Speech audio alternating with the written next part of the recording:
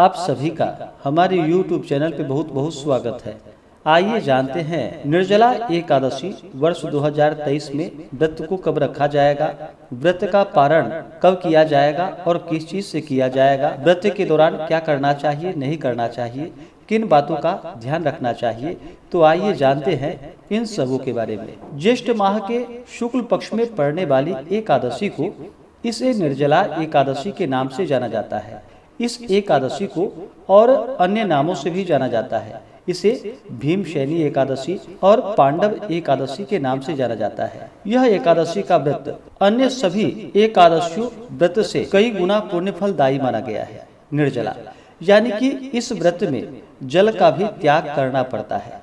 इस व्रत को निर्जला ही रखा जाता है। अन्न और जल दोनों का त्याग करके पूर्ण श्रद्धा भक्ति भाव के साथ जो भी इस व्रत को धारण करते हैं उन्हें सभी 25 एकादशियों व्रत का फल प्राप्त होता है। आप सभी भक्तों को निर्जला एकादशी व्रत की ढेर सारी शुभकामनाएं। आप सभी के जीवन में लक्ष्मी नारायण की कृपा से आप सभी को सभी प्रकार के सुख और समृद्धि की प्राप्ति हो। जो भी एकादशी का व्रत करते हैं उन्हें एकादशी व्रत के लिए जो कि दशमी के दिन से ही व्रत में नियम का पालन करना चाहिए। दशमी तिथि के दिन सूर्यास्त होने से पहले ही भोजन ग्रहण करना चाहिए। उसके बाद अपने दांतों को अच्छे तरह से साफ करके रात्रि ब्रह्मचर्य का पालन करते हुए एकादशी व्रत का स्मरण करते हुए सोना चाहिए। और जो भी निर्जला एकादशी का व्रत रखने वाले हैं वो एकादशी तिथि के दिन सुबह ब्रह्म मुहूर्त में उठ करके नित्य क्रियाओं से निवृत्त हो करके गंगा नदी में या घर के नहाने के पानी में ही थोड़ा सा गंगा जल मिला करके स्नान करना चाहिए। शुद्ध वस्त्र धारण करके व्रत का संकल्प लेना चाहिए। बिना संकल्प के व्रत अधूरा माना जाता है। तो भगवान विष्णु से प्रार्थना करनी चाहिए कि हे भगवान विष्णु, हे लक्ष्मी नारायण भगवान, आज मैं निर्जला एकादशी का व्रत रखने जा रहा हूँ या रखने जा रही हूँ। इस प्रकार से भगवान से प्रार्थना करें कि हमारे सभी प्रकार के दैहिक, दैविक और भौतिक पाप नष्ट हो जाएं। आपके मन में जो भी इच्छा हो, जो भी कामना हो, वह प्रभु से कहें और कहे कि हे प्रभु, यह व्रत मेरा निर्विघ्न पूरा हो और हमें पुण्य फलों की प्राप्ति हो। इस प्रकार भगवान से प्रार्थना करें। और इस दिन एकादशी तिथि के दिन जो कि निर्जला एकादशी का व्रत है तो अन्न और जल दोनों का ही इस व्रत में त्याग करना पड़ता है। इसमें आप जल जो कि केवल पूजन के वक्त आचमन करते हैं उसी समय ही आप जल ग्रहण कर सकते हैं आचमन के रूप में। वो भी ज्यादा मात्रा में नहीं, जितना हथेली में रख करके आचमन किया जाता है उतना ही जल लेकर के केवल 3 बार आचमन कर सकते हैं। उसके बाद फिर जल ग्रहण नहीं किया जाता है और ना ही अन्न ग्रहण किया जाता है।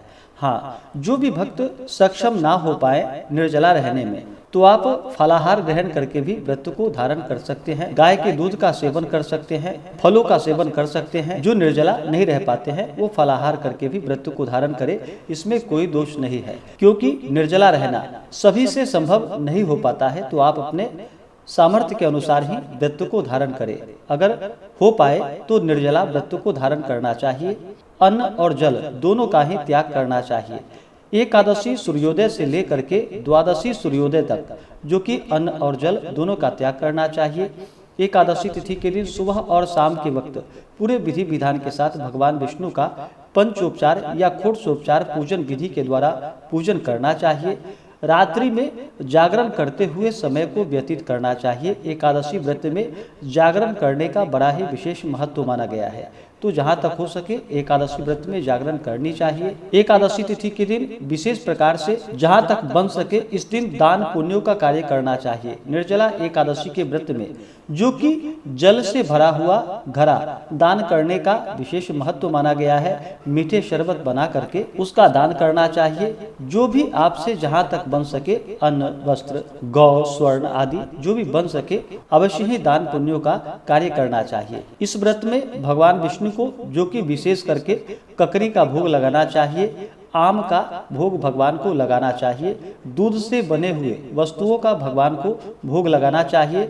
और जब भी भोग लगाते हैं तो भगवान को तुलसी दल अर्पित करके ही तभी जाकर के भोग लगाना चाहिए। बिना तुलसी के भगवान उस पूजन को और नैवेद्य को स्वीकार नहीं करते हैं तो जब भी आप भगवान को भोग लगाएं तो तुलसी दल डाल करके भगवान को भोग लगाना चाहिए। इस प्रकार से एकादशी तिथि के दिन पूर्ण श्रद्धा भक्ति भाव के साथ भगवान विष्णु माता लक्ष्मी का पूजन करें, रात्रि जागरण करते हुए समय को व्यतीत करें और अगले दिन जाकर के द्वादशी तिथि के दिन सूर्योदय होने के बाद पारण समय के अनुसार व्रत का पारण करना चाहिए। एकादशी व्रत का जो पारणा किया जाता है वह हरिवासर समाप्त होने के बाद किया जाता है।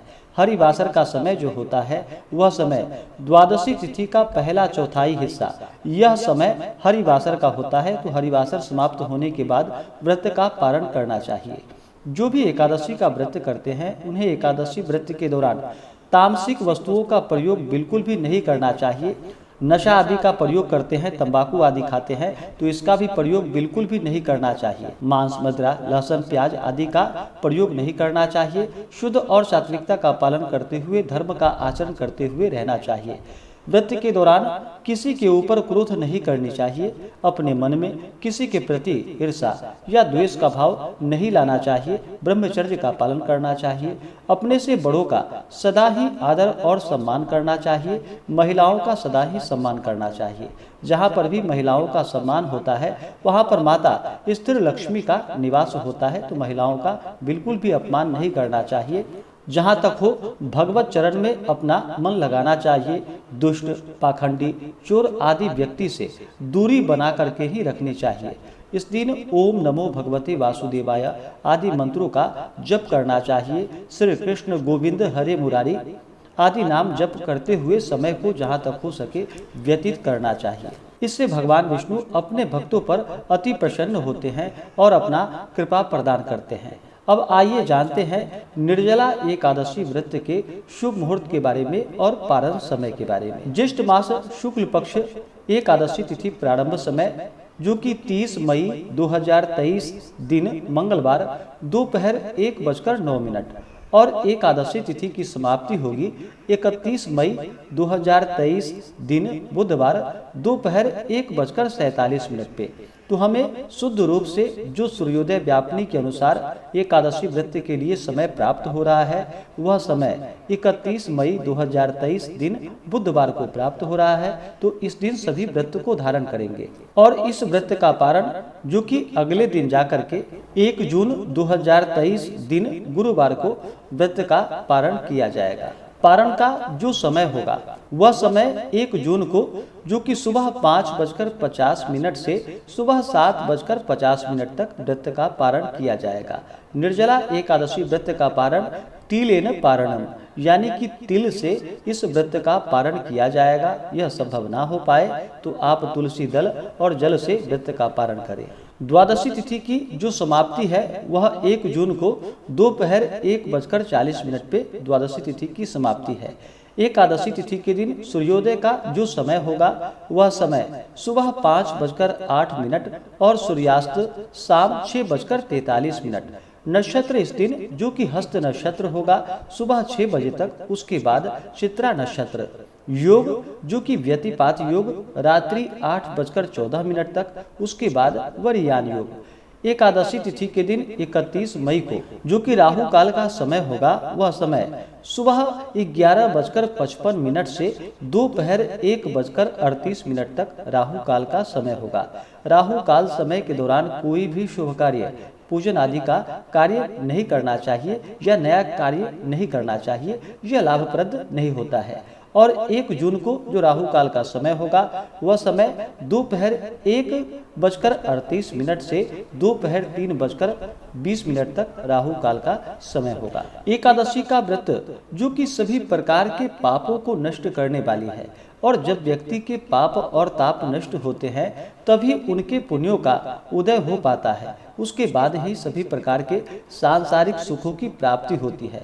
इस व्रत का फल तभी प्राप्त होता है जब आप व्रत में नियमों का पालन करते हैं, श्रद्धा भक्ति भाव के साथ भगवान का पूजन करते हैं। बिना श्रद्धा भक्ति भाव के साथ अगर किसी भी कार्य को किया जाए, व्रत के लिए मन में अश्रद्धा हो तो वह व्रत निष्फल ही माना जाता है। तो पूर्ण श्रद्धा भक्ति भाव के साथ और विश्वास के साथ ही व्रत को धारण करना चाहिए और अपना भगवत चरण में मन लगाना चाहिए।